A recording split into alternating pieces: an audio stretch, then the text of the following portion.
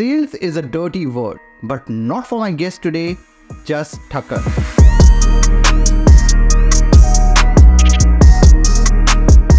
I'm not sure about you, but I personally did not know what I was doing at the age of 30. You have every resource and talent that you need. You just haven't figured out what you like. But due to his circumstances, at a very early age of 13, Jas realized that money brings freedom. I'm really a circumstance and a byproduct of my mother, father, and my two older brothers. And then he started selling shoes and then cars, and for the last 19 years, he has been selling homes to real estate investors, building their path of financial freedom. When I got my first job paid job at 11, 12 years old, selling newspapers, I was hooked. I loved it. For me, I thought I was going to sell newspapers my whole life. He's 42 today, and from 13 years to ages of 42, we can say that he knows a thing or two about sales. If you do what you're passionate about, the money will always follow because you'll outwork people. So this podcast is a must watch if you are selling anything to anyone. That's why I love content and me being out there so much more, because I think people would start to come back now and say, he's full of shit. If you are a realtor, a mortgage agent, an insurance advisor, or have any sort of business which is consumer facing, there are nuggets of gold in this discussion that can change the course of your business. So without further ado, I present to you Jas Takhar. Jas, I'm so glad that we are doing this. I have been following you for such a long time. We have talked a couple of times and I have so many questions. But I want to start from the beginning. What circumstances made Jas Takhar? Well, first and foremost, thank you for taking the trip, man. As a fellow content creator as well, I know how hard it is to A, put yourself out there, B, get everything booked, and then for your out of province and out of country listeners, I mean, you took over an hour and a half drive, and you came in with a team. As I was saying, your obvious much better half, getting everything set up and stuff, and so I have a lot of respect for that, and for all the content that you do put out there. I'm not surprised that you have the success, not only in your business, man, but the amount of people and the ripple effect that you're having of what the virus I like to put out there, which is more positivity. And so seeing some of your stuff on socials and stuff like that, I can tell why so many people are attracted to you, because you're always smiling. You came in here with a lot of energy, and believe me, I got a lot of energy. And so for somebody who can somewhat match that, I always respect that. But in terms of your questions, look, I'm really a circumstance and a byproduct of my mother, father, and my two older brothers. I always look at the fact of how lucky I am. I work my ass off when it comes to the business and work, but to think that there's no luck involved would be very, very naive, because I don't know, for your viewers and listeners, how much they believe in the higher spiritual being and God and all that kind of stuff. But I have faith, and I do believe that there's something bigger than us. And for that person to put me in a place that they did with my mother, father, and my two older brothers, I got to be the luckiest person in the world, because I could have been born a tree or a plant or in some other remote place in the world. But my father and mother, who immigrated here from India, from Punjab to be specific, in 1973, 1974, my father had a grade 8 education. My mother had a grade 4 education, right? Till this day, my mom doesn't really speak English. She knows maybe a couple of swear words she's probably picked up along the way, having 3 sons. But for them to have given me, I think, what is the most important, and now I have 2 little boys myself, 9 and 7, they gave me a lot of support, emotional support, right?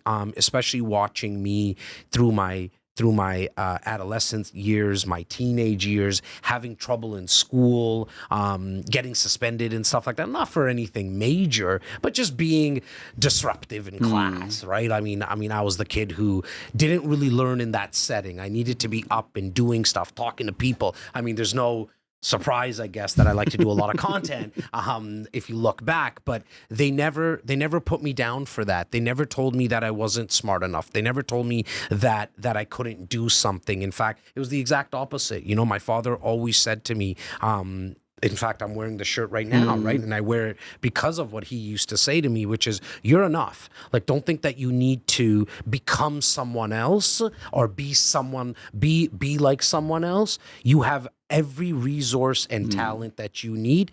You just haven't figured out what you like, right? And he and my mom, I mean, I'm looking back, I'm getting goosebumps just talking about it because I generally don't go there in content, so I appreciate the question. But it was like kisses and I love yous every single night. Like, my father worked as a taxi driver at the airport, and you had to, as an airport taxi driver, you work like 24 hours in one day, and then you had the next day off. So for the full day, I would never see my father because he was at work.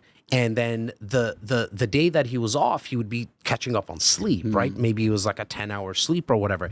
But I still remember every night he would come into my bed and kiss me and whisper something in my ear. And it was like, I love you. Or, you know, in our language, they say, I love you, putti, like my little child, right? I still call my kids that till this day. And so having my father and mother, and then my two older brothers, they kept me out of a lot of trouble because I'm born and raised in an area called Rexdale, where there's a lot of it could get very, very negative, and you can get into a lot of trouble in those kind of areas. But my brothers kept me away from that.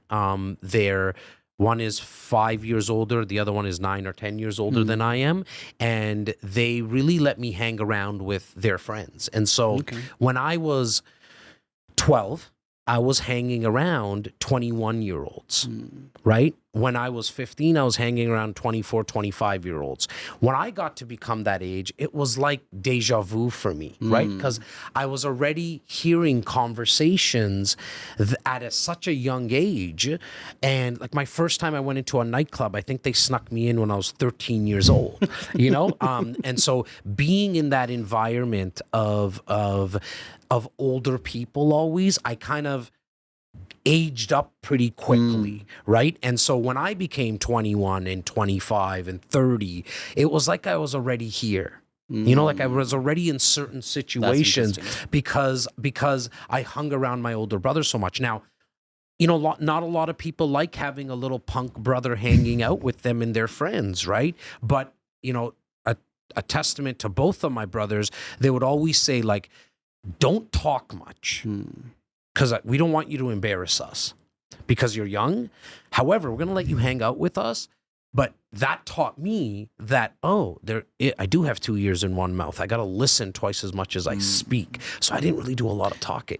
But maybe now I'm trying to get it out with content all the time. But that was the biggest thing. But I think that can actually take you in a different direction as well. Like, you have to, because yes, you were thinking more maturely, you aged pretty quickly, but you still have that mental maturity and the mental learning.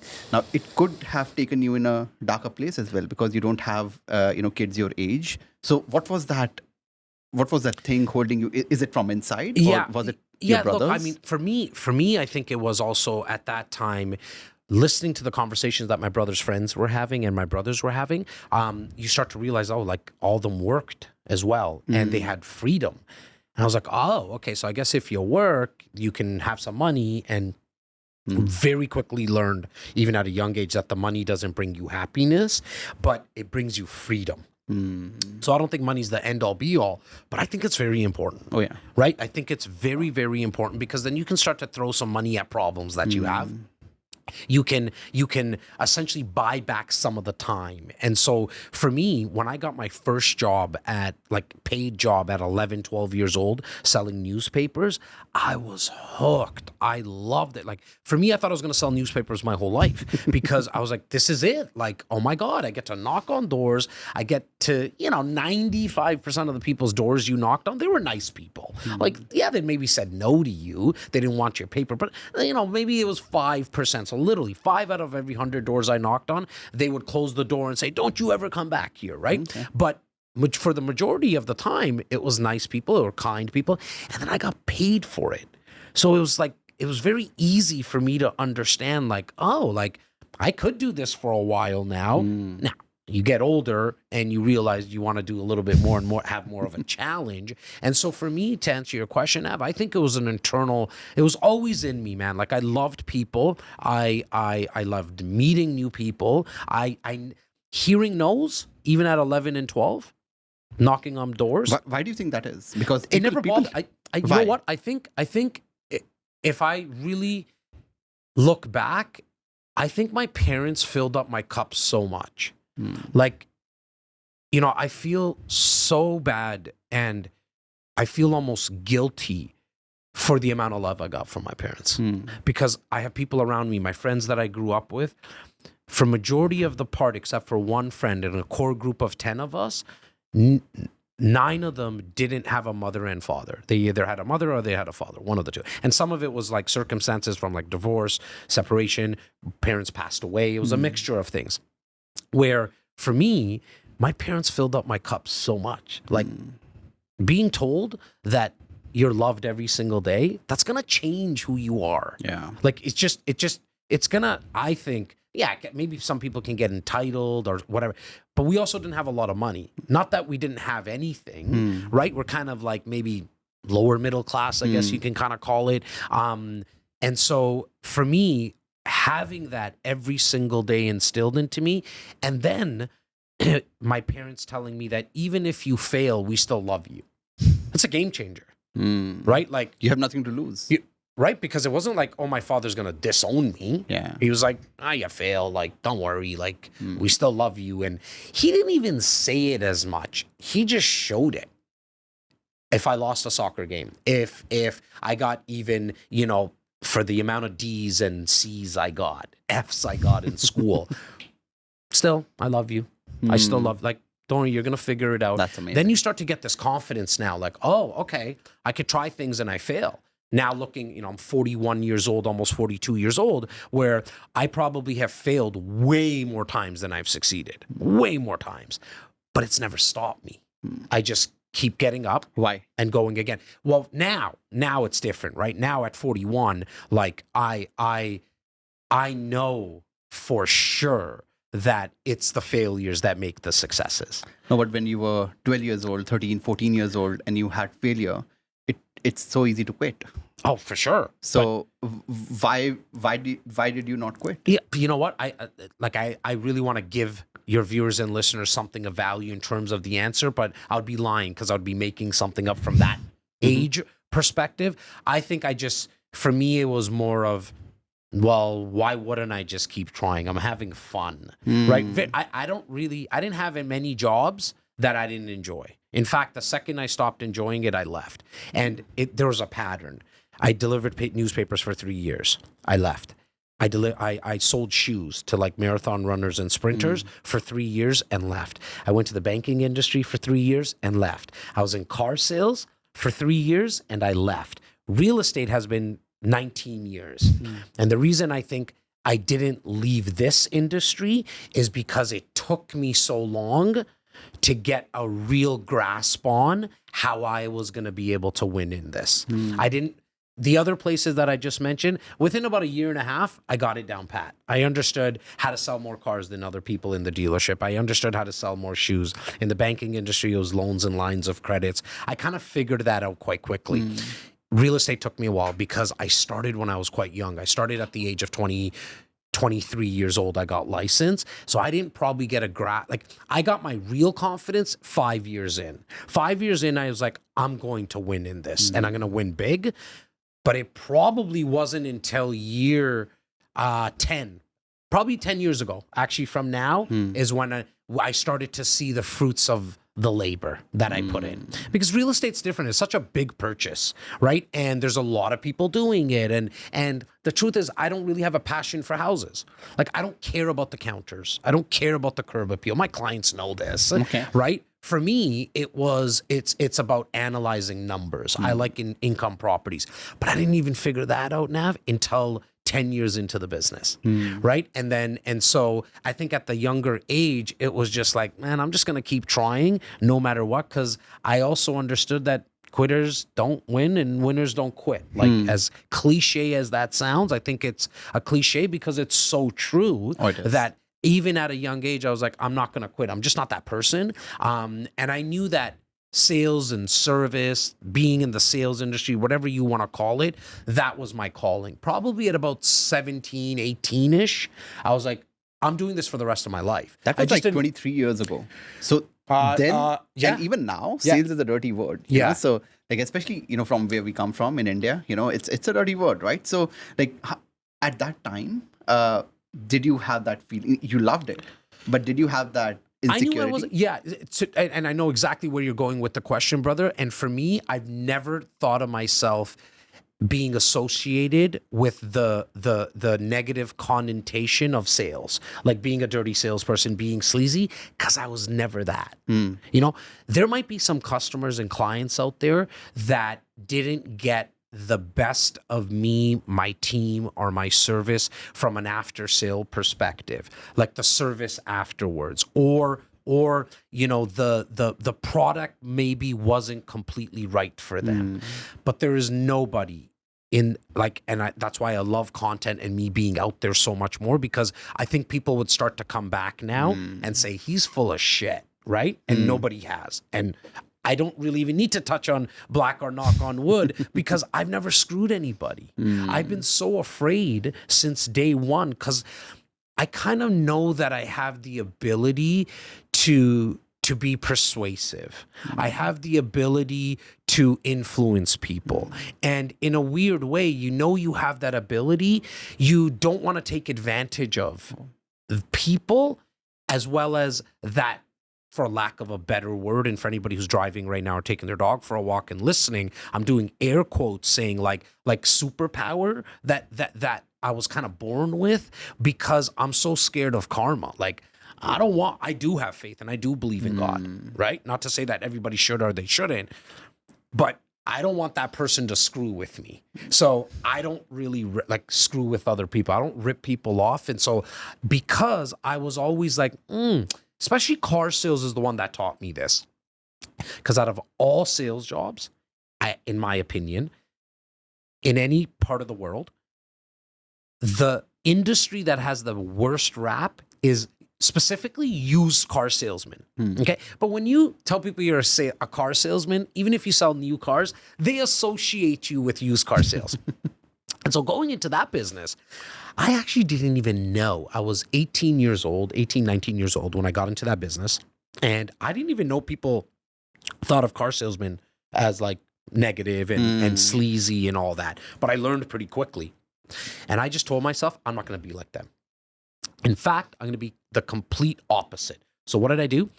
Anytime that there wasn't, like I didn't have any appointments lined up for the day, I drove around to all the other showrooms in my city. Okay. Consistently, I did that for maybe about 6 to 8 months to learn about the industry. Okay. Right. And I started to see, and I would take off my suit, take off my tie, act like a customer, and bumped into great salespeople, car salespeople. But I also saw why some people have a negative connotation or a negative thought about car salesmen, because I saw the sleaziness come out in people. I was like, all right, that's easy. The bar's set so low. It's set like people are being pushy. Yeah. And people are trying to make buyers buy things that don't fit, like go out of their budget. I got into real estate. 76,000 real estate agents in the greater Toronto area. I'm going to say there's probably only 10,000 max that are full-time. Nothing against the part-time real estate agents. Make your living the way you want to. Like, it doesn't matter. There could be more part-timers. It doesn't bother me. However, they don't call people back. Part-timers and full-timers. They don't call people back. I'm like, the bar's again set very, very low to be successful in. And you're kind of a cousin in the industry as a mortgage broker. We're kind of cousins in the industry. It's the same. Real estate agents, mortgage brokers, very similar. You find fantastic ones like yourself, and then you find others who don't get back to people. They try to, buy this. It's going to be great. Yeah, don't short-term worry. gains, right? Right, short-term gains, right? And they're more transactional than trying to build relationships. And so I always said, I'm going to take it the other way. I'm going to go, it's going to be the long route. It's going to be the harder route, but I'm going to go from a relationship perspective than being more transactional. In fact, I mean, the proof's in the pudding. Like, I've grown a database from the number of 3,500 is important when I talk about like my database and my sphere of influence, whatever you want to call it. Because 6 years ago, there was a third partner in my real estate organization, and he tragically passed away.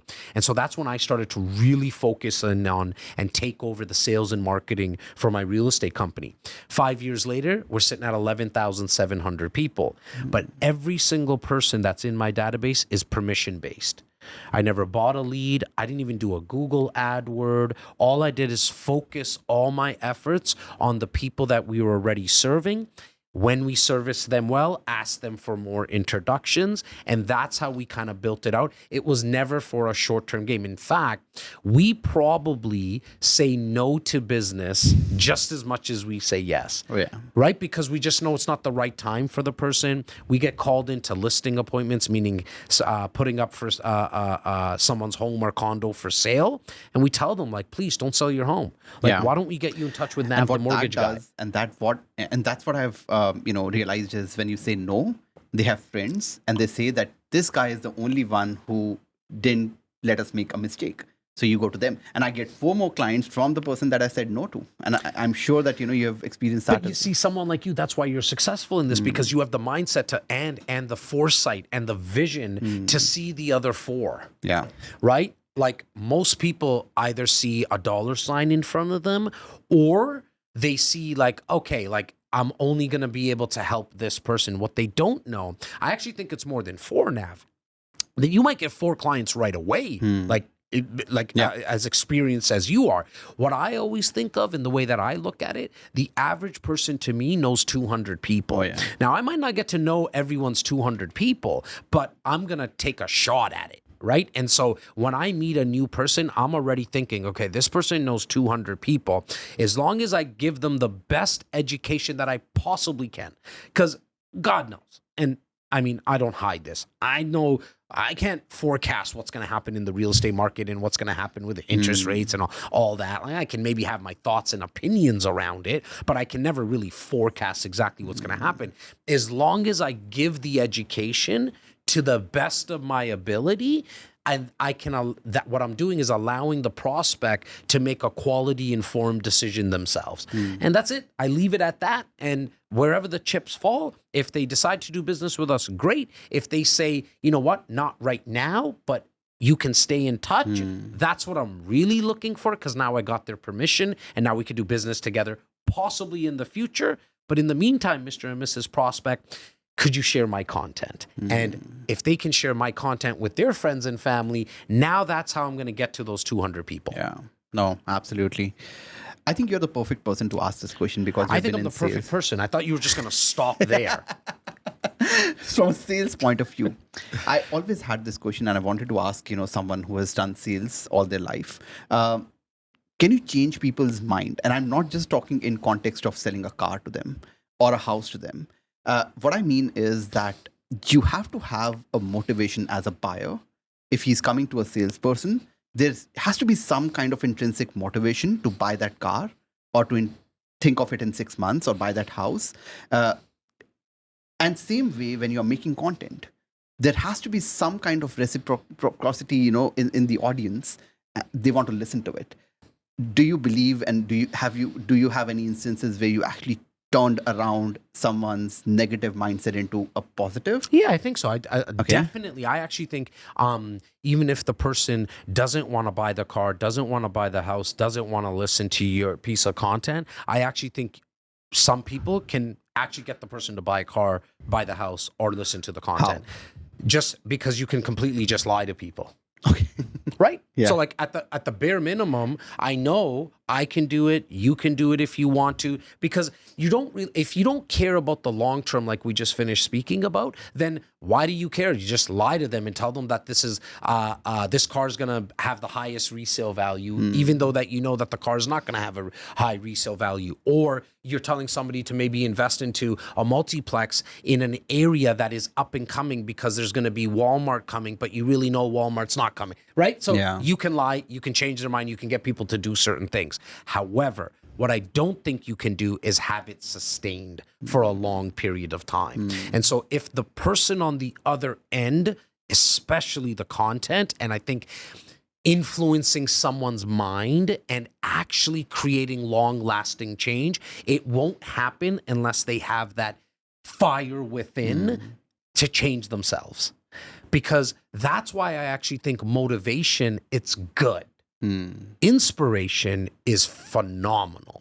Why? Because motivation doesn't generally last long. But when you're inspired, it's like you're actually being pulled towards something.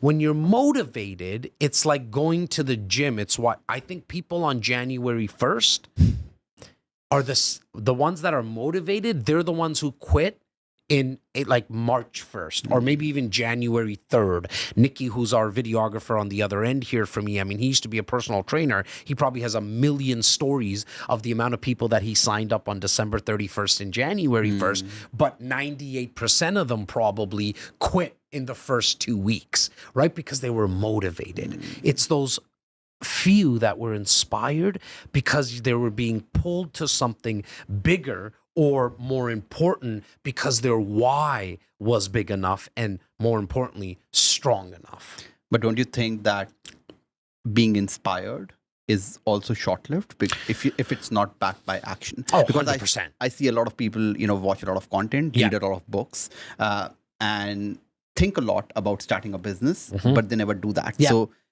first, there are two parts to this question, right? So one is, I think, even inspiration can be short-lived if it's not backed by action.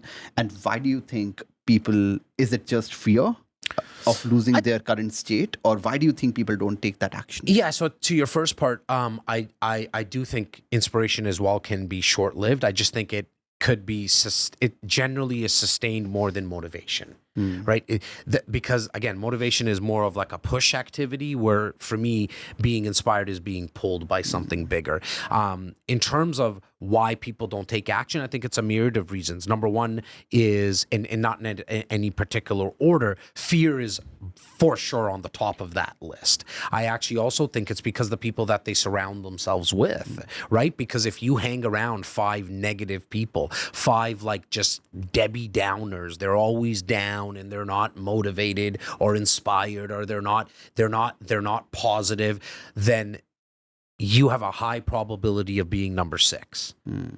On the flip side, though, if you hang around 5 inspiring people, 5 people who are action takers, you have a high probability of being number 6. I think the other reason is that the why is not big enough. It's not strong enough, right? If your only motivation is money, sometimes I can tell you that you might do short-term, you might take the short-term way because you just need to make some money really quickly. But again, that's not going to be long lasting, right? And so for you to build a business around it, you're going to, I think, come and hit your head against the wall, because you're going to be taking a lot of these short-term, what's the word I'm looking for? Like a lot of these short-term habits you're going to involve yourself into, and some could be legal and some could be illegal. But at the end of the day, to make it sustainable, I think you need to have a strong why. Fear is the only way that I've come to realize to get over it, is understanding that you just do it first and then it becomes easier. Because I'm sure if we go back to your first video, you probably weren't as comfortable and as good as you are now. And you were probably very, very scared. And maybe you were scared. Insecure. Maybe you were scared to speak to Simran, but after you did, you're like, oh, okay, it wasn't as hard. She didn't bite my nose off. You know what I mean? Like the first time that you rode a bike, you were probably very scared, and then you did it and it became a little easier. The easiest analogy to understand is driving. We were all scared. In fact, we all did the 10 and 2 and fix your mirrors, your rearview mirror, your side mirrors. And now you do it subconsciously, like all of that, plus be on the phone, plus eat your food, plus do your makeup. You know what I mean? Some people are changing and all that kind of stuff. And you only come to realize that you can get over fear by doing it first. Unfortunately,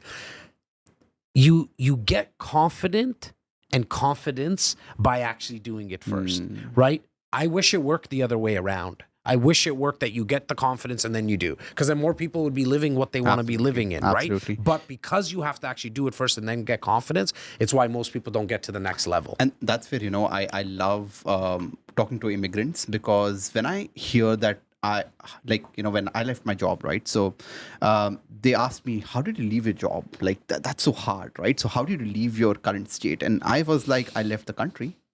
Like, I made that decision once. The only difference is that why to me was very clear, that I want a better life for me and my family, my future family, right?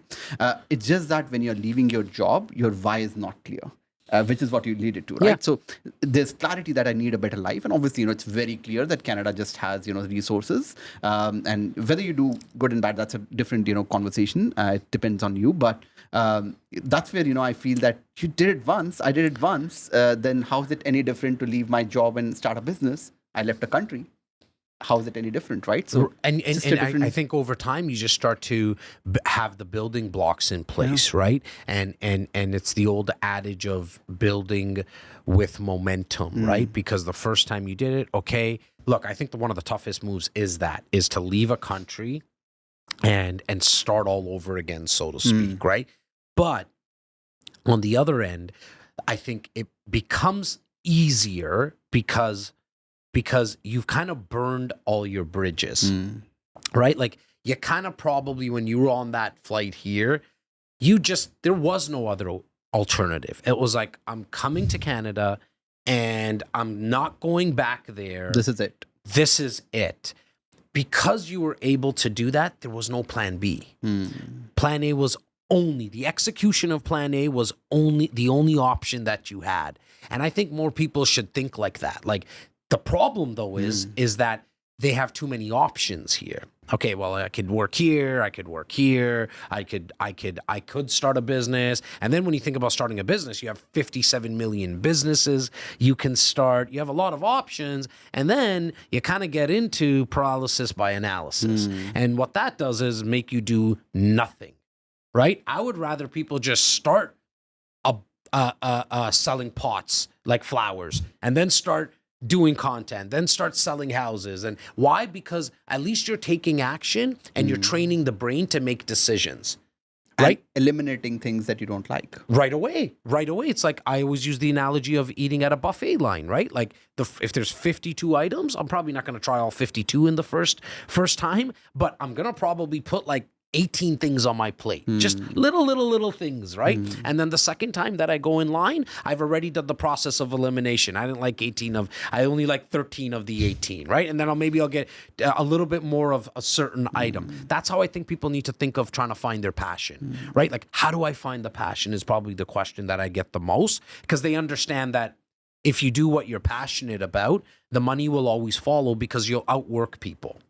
Like, it's very hard for people to outwork me, because I'm not even playing the game that you're playing. I'm not playing in the working game.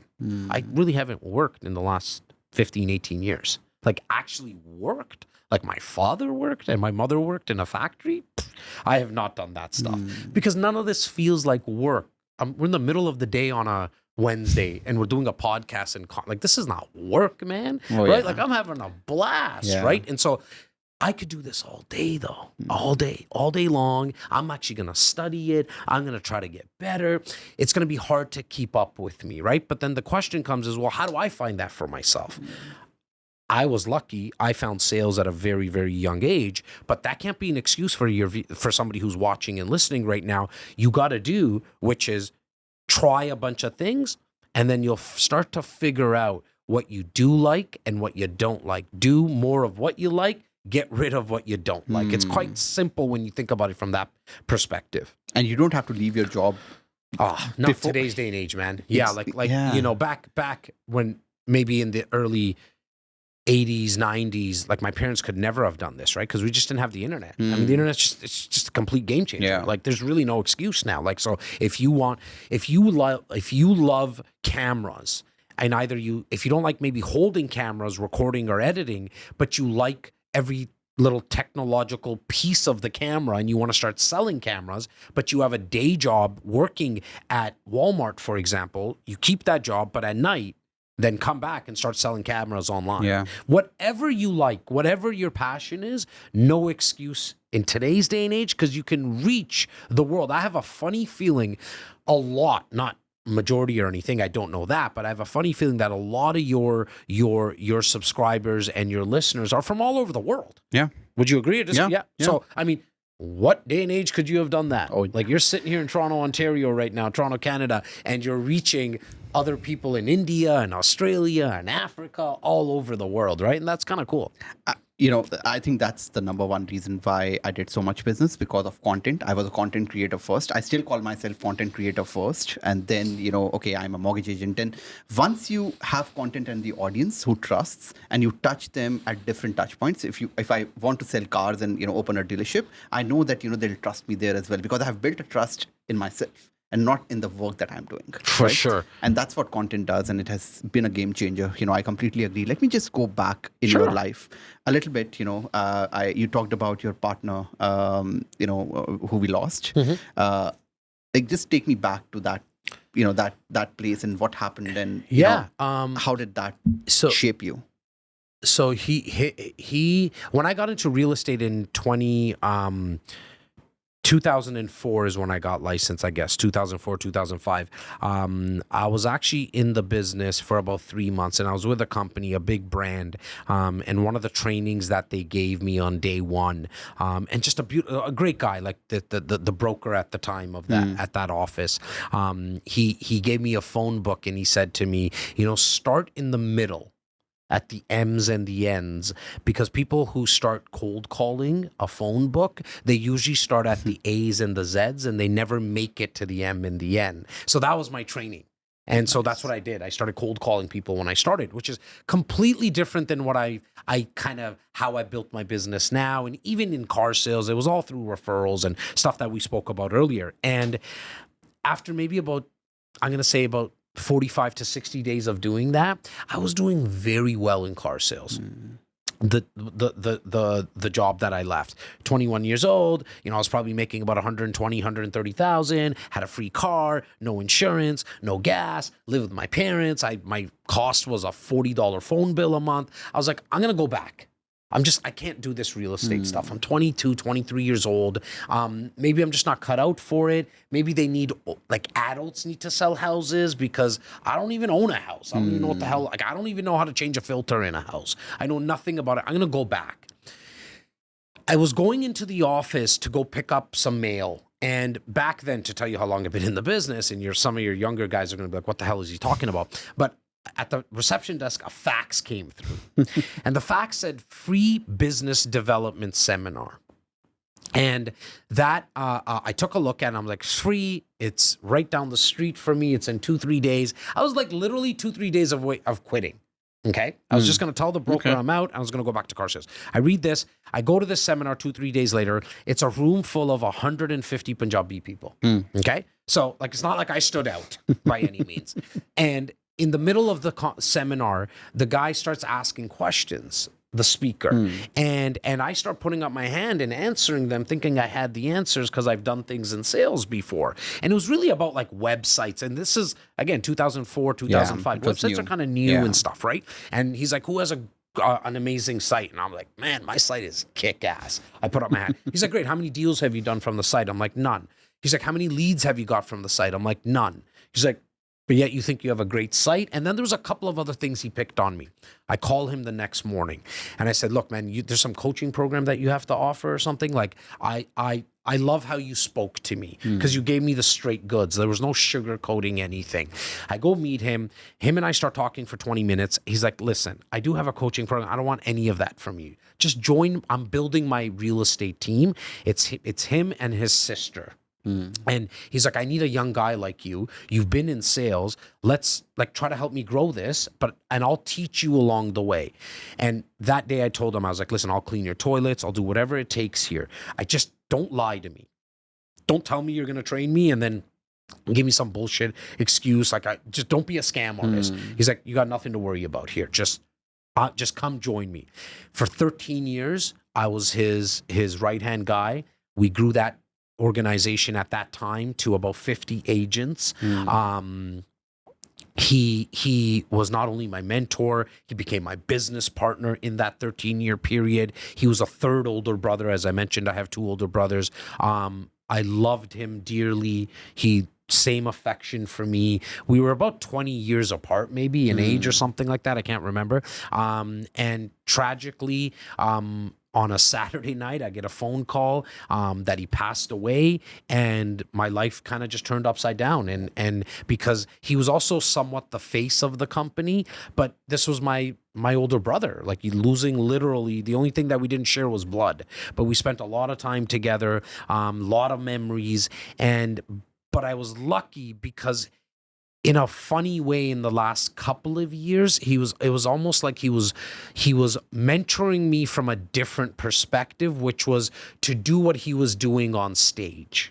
Because he was the guy who's on stage. He would probably be the one you'd be doing the podcast with right now. And he, content on social media wasn't big 5-6 years ago as it is now, obviously. But he was starting to get into that. Very charismatic guy, very, very charismatic, and could hold a stage very well. And at that time, it just left a gaping hole in not only kind of our business, because he was the face, but also in just in my life. Like, I was really missing a guy that was very important. But I had to just remind myself that I had the tools. I had the tools that he taught me. I had the tools of so much personal development / self-help section in chapters, and audiobooks that I've listened to. And now it was time to put that all together. And to your point earlier, like, actually take action with it, right? And so that's, 4 years ago exactly, I turned on a mic like we're talking into now, and I introduced myself to the world, and it sounded like it was only 4 years ago, so I was 37 or whatever. It sounded like I was going through puberty. At that time, I, in fact, never had the cameras on because I was so scared of them. So I just did an audio podcast only. But about 17, 18 episodes in, I got a big interview with a real estate agent in New York, Ryan Serhant, and my team was like, you got to put the cameras on. We put the cameras on. I brought it back to the city here. We started to cut the clips. And I realized what you can do with video content. And I attest all that to the stuff that his name was Simon, that Simon taught me, that he instilled into me. He gave me a lot of confidence when there was a point remember I mentioned earlier, like, for the first 5 years, I didn't know how I was going to win in this, right? But he just instilled a lot of confidence. And that's why, for anybody who does watch my content, I speak so much about the importance of who you surround yourself with. It's so critical because they become like your shield, your armor, not to sugarcoat stuff, not be like, don't worry, Nav, everything's going to be okay. You don't need to work. Not that nonsense. It's more of like, hey, don't worry, like, we've been down this road. Like, you don't have to hit your head against the wall here because we already did it. Or, Nav, like, you're really screwing up, man. Like, you're not putting in the time, or that kind of stuff.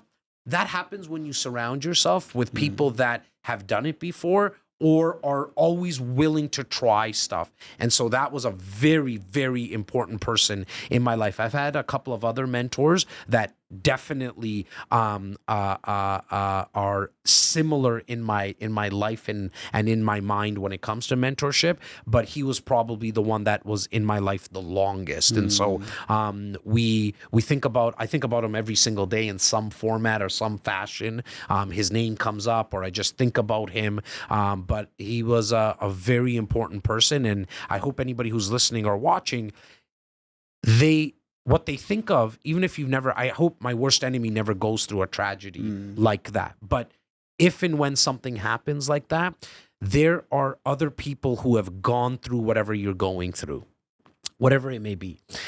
In fact, if someone else has gotten through what you're going through, then you really don't have an excuse, because there's a lot of bad things that have happened to a lot of people, and I understand, and I feel really bad. I feel sorry. I wish I could help more, and I'm sure others could wish that they could help more. But if someone else has done something, like if there's been an immigrant who's left India and come to Canada and made something, you really don't have an excuse, right? Because success leaves clues, right? Your viewers can't see it, but there's a massive sign behind us right now. that says success leaves clues to remind us that if someone else has done it, they've already left you the clues. It's just your job to pick it up. And so I just looked for stories like that where other people had to go through some tragedy and how they got over it. I grabbed those tools. I tried to make use of them. But there's not a day that I don't think about the guy, but I know he's overwatching. I know he's ecstatic because I have a current partner in my real estate company. Him and I, who also went through the same tragedy at the same time. Him and I don't think some people around our offices and in the industry say like, oh my God, you guys really, took it to the next level. I think what we did is we just did it differently, right? Because our backs up are against the wall. Like we lost our closest friend, brother. He was really the CEO in the brand. He was the face of the brand. So we had no choice. And at that time, myself or my current partner had to kind of pick up the slack in terms of who was going to do that. And I was the right fit. Like I've been in sales my whole life. Yeah. And so I was ready to take over the sales and marketing aspect of our business. No, makes sense. So you have 2 kids, right? So what would you say to them? Because like they are almost like a 3rd generation, now here. And I do feel that, you were in a household in Rexdale, you had seen, you had seen struggle, you had seen your parents struggle, but they've probably not seen the same thing, that you saw your parents do, or your parents saw them do, or, they were living it, right? So what would you say to anyone who is here, who's born here? Like, how do we get them to experience that? Like, because I do feel that success, it's not the only way, but pain and struggle is one way that pushes you to into For success. So what do you say? Like I'm probably not the guy that should be giving parenting advice. But I can tell you what I try to do with my boys. First, I understand that no matter what, they will not live through the struggle that I saw my parents live through and what we had less of than what they have. Like they've been on more vacations. So I have a 9-year-old and a 7-year-old. They've been on more vacations, the 7-year-old, let's take him, than my parents ever went in their whole life. Okay. In fact, up until 25, 30, even more than I've been on since 0 to 30, from 0 to a 7. So no matter what, I can't really instill in them the ruggedness or the toughness. As much as I think I might be able to, I've come to realize there's no way, because they've grown up in a bigger home. They've grown up in better schools. They've grown up with like more options of food. Like my mom and dad, this is what's for dinner. And if I said I don't want it, they'd be like, no problem. But we don't have any other food. Like, I'm not making you something different. My kids get options of 3 different types of dinners some nights. How can I change that environment? I cannot, right? So what I do is I try to instill some of the basic stuff that I think that they need. And number 1 is being nice to people. That to me is probably, I think, what's gotten me further in life than any other skill I've had. It's actually very simple, but even I still see a lot of people not use some of those skills, including my kids. Sometimes they forget, which is please and thank you. That's it. Just as starting with something as simple as please and thank you. So being nice to people will get them very, very far. And then it's the same thing that my father instilled, which is just reminding them that I need you to fail. Like I tell them all the time, my 9-year-old right now is in rep basketball, but he didn't make rep basketball for 2 years. And he was like, you can imagine a 7-year-old not making a team. He thought his life was over. Like the first year, I think he actually thought that he was going to die. Like the way that he was reacting to the situation. And I was telling him then, I was like, I don't think I know you don't understand how good this is for you, because you have a choice now. We can go home and we can have dinner, which we will, and you can keep crying, and there's nothing wrong. I will cry. I will sit with you all night. No problem. I'll put you to bed, and you can keep crying. Or we can have dinner, and you, not with dad, I'm not coming, because I'm not going to be there all the time, we have a basketball net outside. Go shoot for an hour. Go do anything with that basketball for an hour, because if you end up choosing that, you have a shot. You're not promised anything. You have a shot if you do it again the next night and the next night. Now, he didn't do it every single night, but he did that night. He went out and started shooting, and he started shooting. And the year after, he still didn't make the rep team, but this time he didn't cry. He's like, Dad, I just got to keep doing it, right? I'm like, yeah, that's it. I don't know, son. That's beautiful. Now, I also tell him all the time, I'm quite realistic. I'm like, look, I'm actually like my brothers and I, you can't tell by me now at 41, but we have some athletic bones, okay? We played a lot of sports growing up, but we still don't have we don't have the DNA of being a basketball star, because there's certain aspects, like the average person, you got to get to 6 feet, 6'2", 6'4", whatever. So I tell my boys, I'm like, look, you're going to have, if you make the NBA, you're going to be in the minority of guys who make the NBA, because I don't think you have the genes to be 6'6" like Jordan was, or a lot of the basketball players need to be.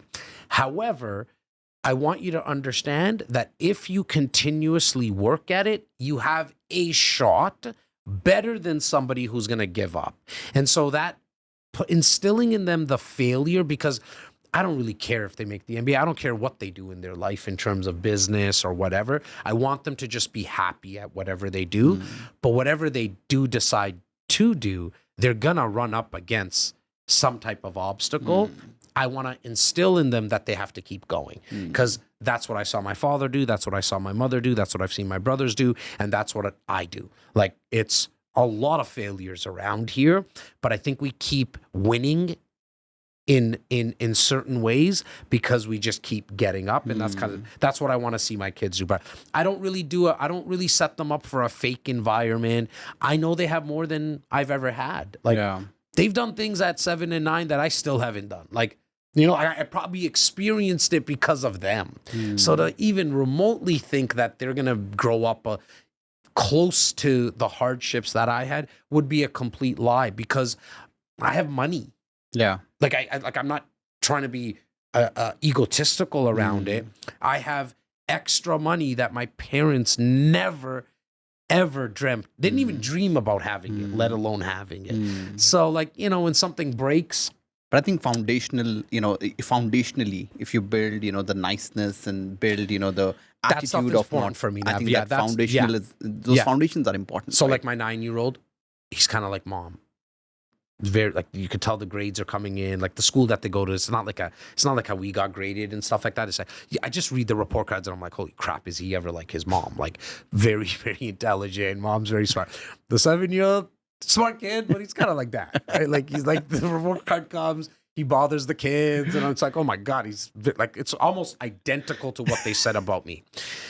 And for me, when I get those, it never bothers me. Like, I can care less. When I read something, or the teacher calls and says they were rude to the other kids from the perspective of, like, maybe he broke a project of the kid, like, they were building something and he kicked it over, that really bothers me. And that is, you're getting punished for this. Yeah. Bring home all the D's you want, I could care less, because I just know that that's not what you want, you're passionate about. But you're not kind to your teacher, we got a problem. Because that is the actual skill set that has helped me grow the team I have, right? Like, Nikki and I and Laura and I and Tyler and I, we don't see eye to eye all the times. And we are like a family here. We're here to, like, I see Nikki sometimes more than I see my kids, right? Because we're here 10 hours a day, 11 hours a day, working with each other. Then, like siblings, we might not get along sometimes, or I might get on his skin or he might get under my skin, but we don't tell each other to F off, right? We just know, okay, we need a little bit of space, right? And so I think understanding kindness and the basic fundamentals is way more important than trying to set them up for struggle and hardship, because I think they're going to find that themselves. Some way or another, their hearts, unfortunately, your heart's going to get broken. Like, what can I tell you? You know what I mean? Like There's going to be a girl that's going to break your heart, man. And There's no shortcut to relationships, there's right? no exactly, right? So- And so I think it's really a matter of spending as much time with them and letting them fail. So, Jas, this is the last section. I just recently started calling it the mindset matrix because I'm just trying to go into your mind I like a that. little bit. I like that. What's the best advice that you got and from whom? The best advice I've ever got, it would probably be, wow, it's I've gotten a lot of pieces of advice from very important people, but I think the one that kind of just sticks with me right now is just from a book, and that book being The Success Principles by Jack Canfield, who also wrote Chicken Soup for the Soul, which I think is like the #1 book-selling book of all time. And it was a ready, fire, aim. It was a strategy. I think I have 3-4 signs actually all around my office, because we really like to remind ourselves, do not stick too much in the aim process. The sign says ready, fire, aim. Like, you do need to aim, but do it after you pull the trigger. Because when you pull the trigger, you can then adjust along the way, right? Where most people get stuck is never pulling the trigger because they think that everything needs to be perfect. You and I were talking and joking off air, and we were just talking about a mutual friend of ours who has like a membership group that he started. Big shout out to Alfonso. I know he's been on your podcast as well. Got a membership group now of over like 800 people, and they just came out with a website a couple of weeks ago. And he's had the group maybe for a year or so. I don't want to misquote. More than a year. More than a year. Imagine he's stuck and tried to spend time on his website. He might not have got to 800. Maybe he only got to 80. Who knows? Maybe he only got to 8 because he wanted to perfect the website, right? He adjusted along the way and now figured out, oh my God, I have 800 people. All he probably did is, or could do very easily, send a quick text. You're part of the group and say, hey, Nav, just curious, what would you like in a website?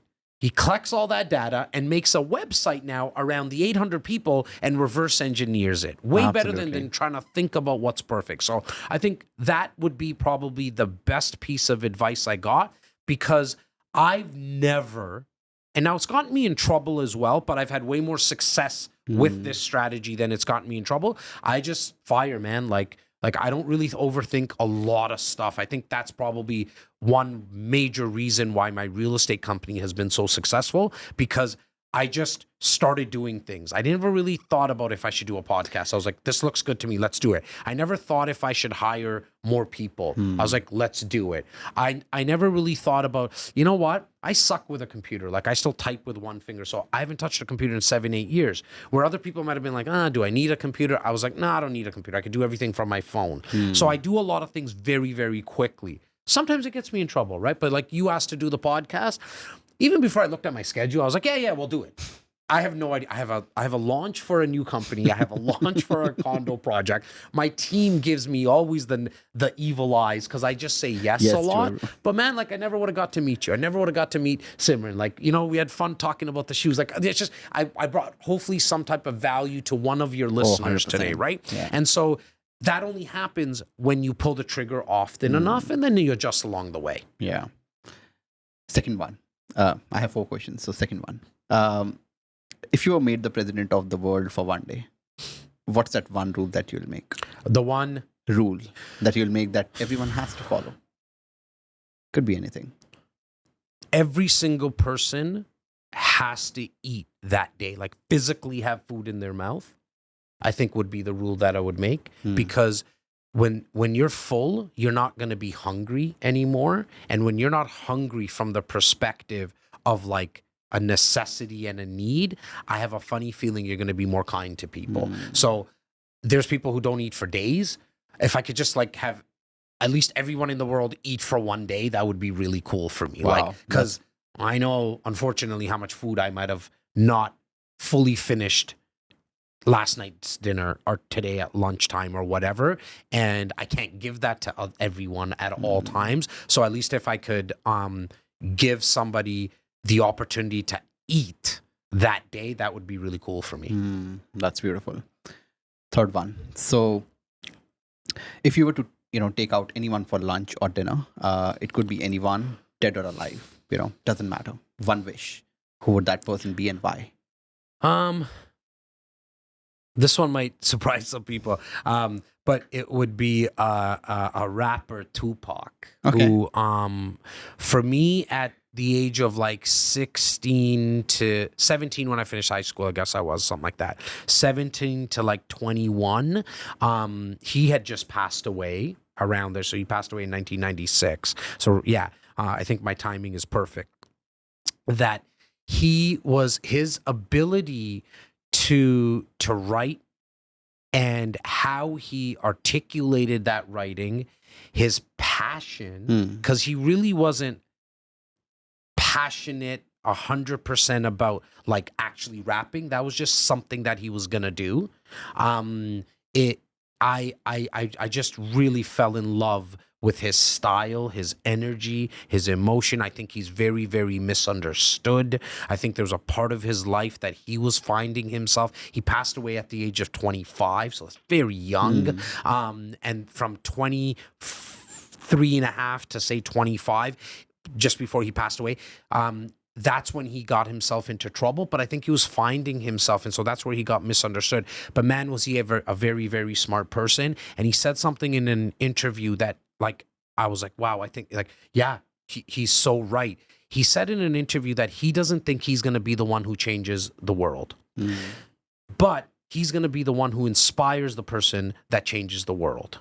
And I have a funny feeling there's people that have changed the world, but that were inspired by him, because his music still lives on. And more importantly than his music, his writings still live on. I mean, the guy was a poet. Like, literally, he loved poetry. He wrote a lot of poetry. And so if I could have dinner with him, it would be with him. And I think like close second to him would be like a Kobe Bryant, because for me, Kobe, it's why he's on our wall in the behind us here. He was actually I actually think in his second career as a business owner and a media mogul, he was going to be better than he was in basketball. And that's saying a lot, because he was so good in basketball. But I would really like to pick his brains. Actually, I was DMing him. He never DM'd back. I want to make sure I get that out there. But because I'm pretty relentless in terms of getting people on podcasts and stuff. And so I know that was going to happen. I could just feel the vibrations that was going to happen. But he passed away, and that would probably be somebody who I would love to have a meal with. All right. Last one. And I want to take you back 10 years, exactly 10 years from now, in 2013. Okay. What were you doing then? In 2013? 2013.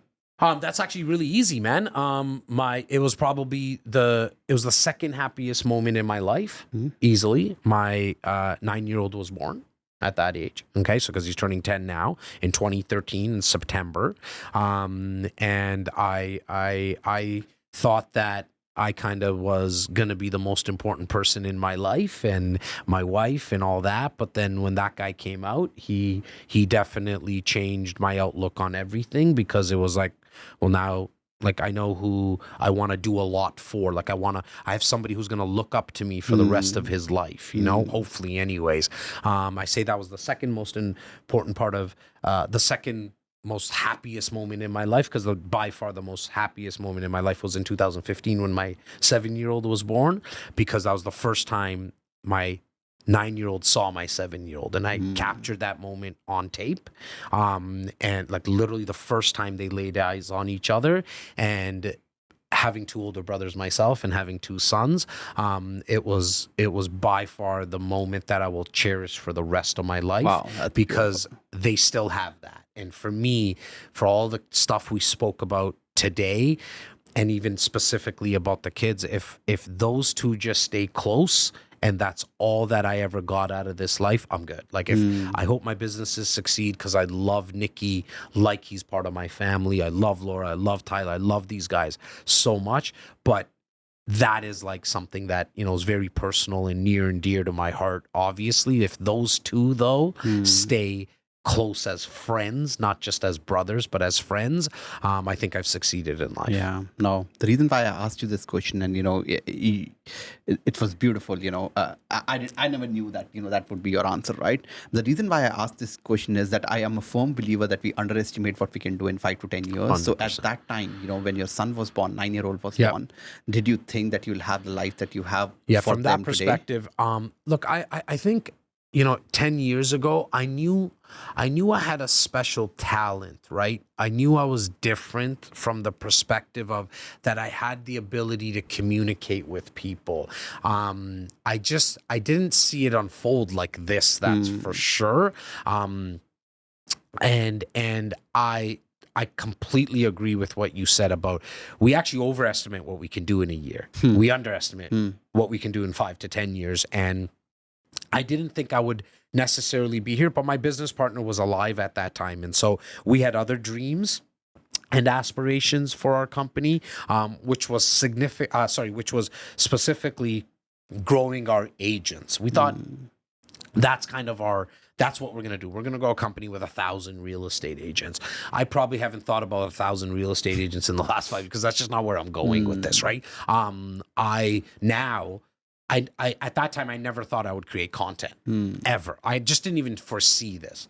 I didn't even know what the hell it was, like creating content. Like I was like, YouTube? Like why the heck would I be on YouTube? That's what other people do. Like I'm not a YouTube guy. You know what I mean? Podcasting wasn't even around at that time. And definitely wouldn't have thought that you would be sitting here talking to me or care to talk to me about what I've done in the last 10 years. But yeah, like you definitely, if you look at from now, at the time of this recording, 2023 to 2033, most people are going to definitely underestimate what they can do in that period of time because it's so hard to look at 10-year windows, but the next 10 years are going to go by so much faster than the last 10 years, right? We know this as you get older, you realize how quick time goes, right? With the technology, especially. With the technology, for sure, right? And so I think it's very important for everybody who's watching or listening to understand, though, that whatever is actually worthwhile to build, it takes time. It just takes time. Like, unfortunately, what you might see on Instagram and YouTube and Facebook or listen to on podcasts is people who it seems like they've had quick success, but you don't know their backstory. You don't know how long it took, or they're just bullshitting, period. It could be one of the other, right? But anything worthwhile will take time. You just got to have the patience to let it play out. And in the short term, God's delays are not God's denials. So just because you didn't get something at the time that you expected it, that doesn't mean that you're not going to get it. You just got to wait it out. Yeah. Jas, this was amazing. I have this dream for my podcast that every podcast I do, if it hits one person, in their heart and they turn their life around, that'll be a win. And I really wish and hope that there's one person who is watching this who looked at you and who was looking at you, and then now they know their background, your background, and then they can turn their life around. That'll be a win. So thank you so much, Jas, for doing this. This is beautiful. I hope the same for this conversation. I hope I brought some value to the conversation. And I hope that somebody who's watching or listening not only maybe saw themselves in me, but maybe just spark something in themselves, right? And took, like, not even one person taking the whole conversation and get inspired, but just one thing that you said or I said, and they now actually take action would be my goal. But to you, my man, thank you for, again, taking the drive here. I know you had like an iPad, but I never saw you look at the thing, and you were able to just rhyme off questions and thoughts. And so obviously you're an expert and a pro at this. And so congratulations to you. Thank you so much, Jas. Awesome. Thank you, brother. Thank you. Thank you for coming.